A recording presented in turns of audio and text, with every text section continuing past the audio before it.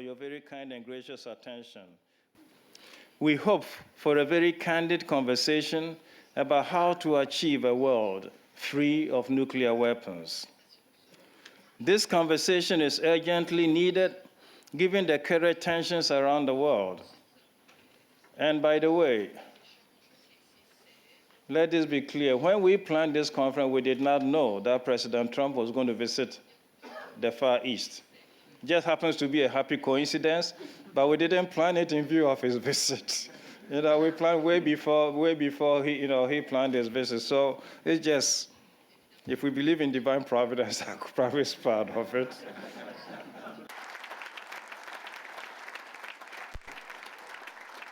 We have a treaty that prohibits nuclear weapons, and that treaty states are now signing and ratifying, and that provides a path towards elimination.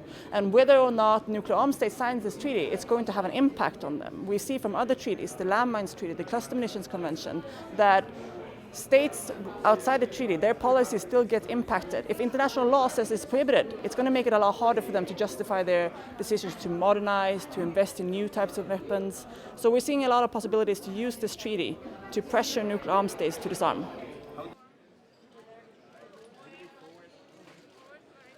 We built these weapons, we can take them apart. We have to stop letting these weapons control us. We control them. We have given up weapons before. Chemical weapons, biological weapons, landmines, cluster munitions. Nuclear weapons are no longer an exception to international law, to norms, to sanity and reason.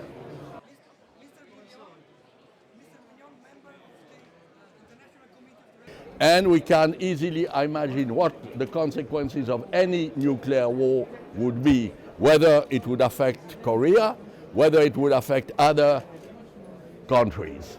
We know that the consequences cannot be limited to a single country, that the world will be affected by radiation, by fallout.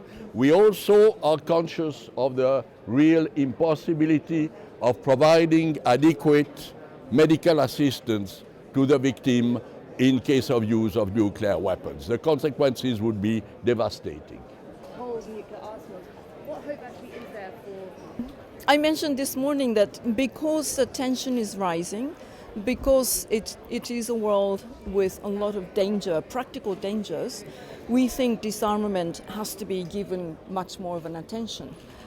We believe that disarmament, arms control and non-proliferation dialogues and discussions in fact creates breathing space for trying to find political solutions. So we're not giving up at all on disarmament, quite the contrary. Because the situation is very difficult, we think disarmament discussions are more important.